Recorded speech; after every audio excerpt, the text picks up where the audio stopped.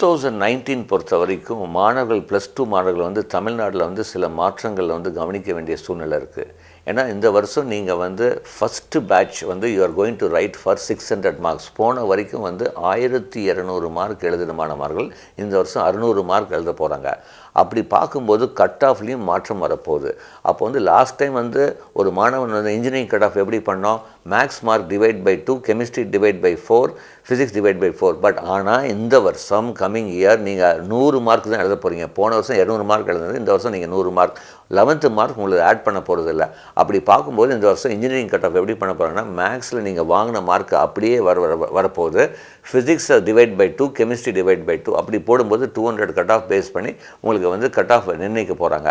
அப்படி பார்க்கும்போது வந்து நாம் வந்து கண்டிப்பாக ஸ்டூடெண்ட்ஸுடைய பெர்ஃபார்மன்ஸ் நல்லா இருக்கணும் கண்டிப்பாக.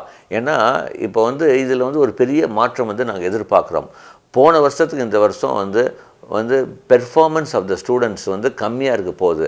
காரணம் வந்து அவனுடைய நாலேஜ் கம்மின்னு சொல்ல, சிஸ்டத்தில் வந்து சேஞ்ச் வந்திருக்கு. ஏன்னா போன வருஷம் வரைக்கும் ப்ளூ பிரிண்ட் இருந்தது, இப்போ ப்ளூ பிரிண்ட் கிடையாது.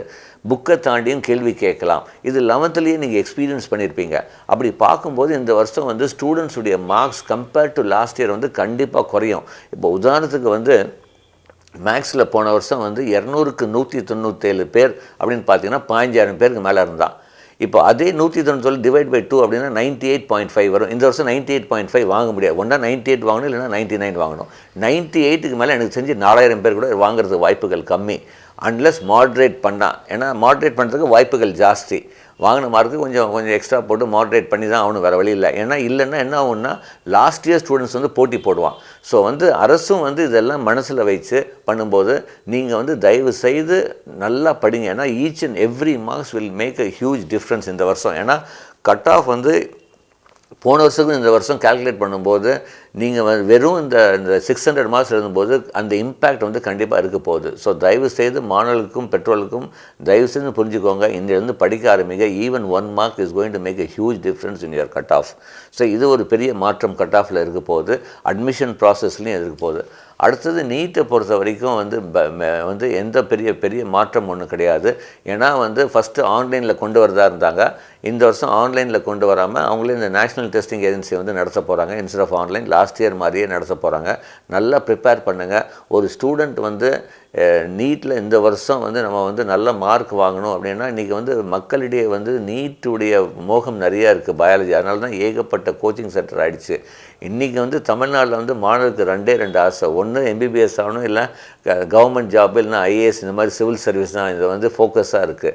ஸோ நீட் எக்ஸாம் பொறுத்த வரைக்கும் ஒரு மாணவன் பயாலஜி நல்லா ப்ரிப்பேர் பண்ணி, கெமிஸ்ட்ரியும் நல்லா இம்பார்ட்டன்ஸ் கொடுத்து, ஃபிசிக்ஸ் ஓரளவுக்கு நல்லா பண்ணாலே வந்து கவர்மெண்ட் மெடிக்கல் காலேஜில் வாய்ப்புகள் நல்லா இருக்குது.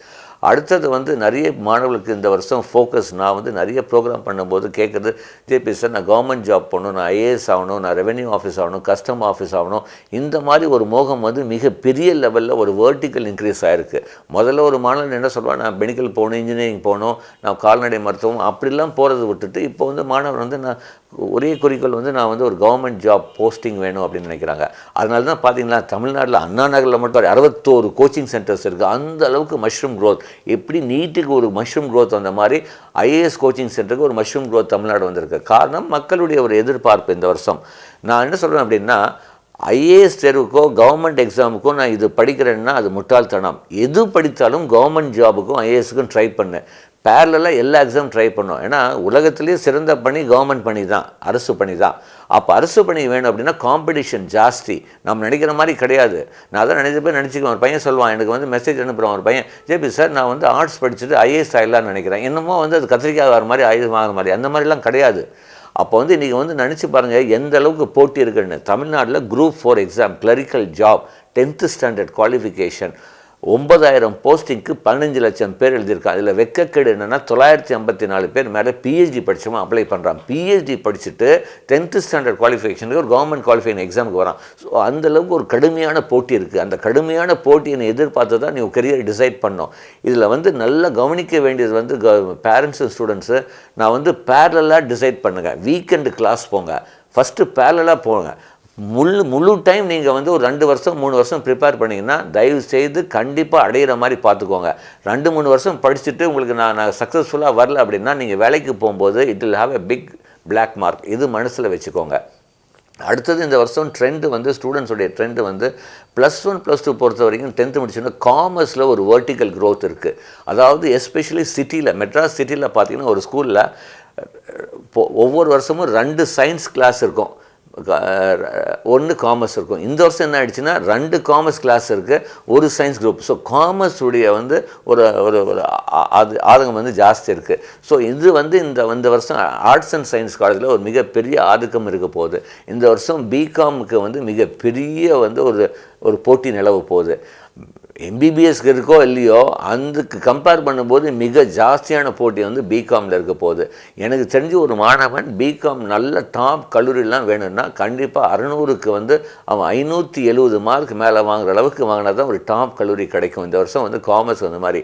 அதே மாதிரி சிஏக்கும் இருக்குது. பட் சிஏ வந்து ஒரு கடுமையானது. ஃப்யூச்சரில் சிஏ ஆஸ்பிரண்ட் ஸ்டூடெண்ட்ஸுக்கு நான் என்ன சொல்லுவேன் அப்படின்னா, நீங்கள் வந்து ஃப்யூச்சரில் வந்து கார்ப்பரேட்ஸுக்கு தான் சிஏ நிறைய தேவைப்பட போகுது, இண்டிவிஜுவலோட கார்ப்பரேட்ஸுக்கு. அப்போ கார்ப்பரேட் லாவும் கூட கற்றுக்கிட்டிங்கன்னா உங்களுக்கு வாய்ப்புகள் பல மடங்கு கூடும்.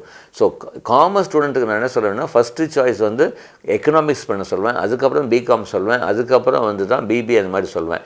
ஈவன் பிகாமில் வந்து பிளெயின் பிகாம் இல்லை பிகாம் ஹானர்ஸ் சொல்வேன். பிகாம் சிஏ, பிகாம் இகாமர்ஸ் அது செகண்ட் சாய்ஸ் ஆப்ஷனாக வச்சுக்கோங்க.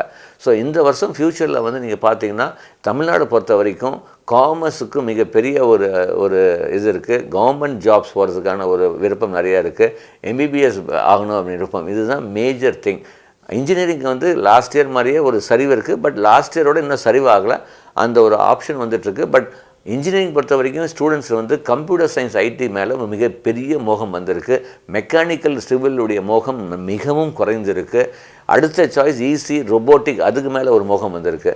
ஸோ இன்ஜினியரிங் பொறுத்த வரைக்கும் கம்ப்யூட்டர் சயின்ஸ் ஐடி, காமர்ஸ் ஸ்டூடெண்ட்டுக்கு பிகாம், மற்றபடி ஆர்ட்ஸ் ஸ்டூடெண்ட்ஸ் வந்து நான் ஆர்ட்ஸ் படிச்சுட்டு கவர்மெண்ட் ஜாப். இதுதான் வந்து இன்றைக்கி இருக்கிற சினாரியோவில் இருக்குது.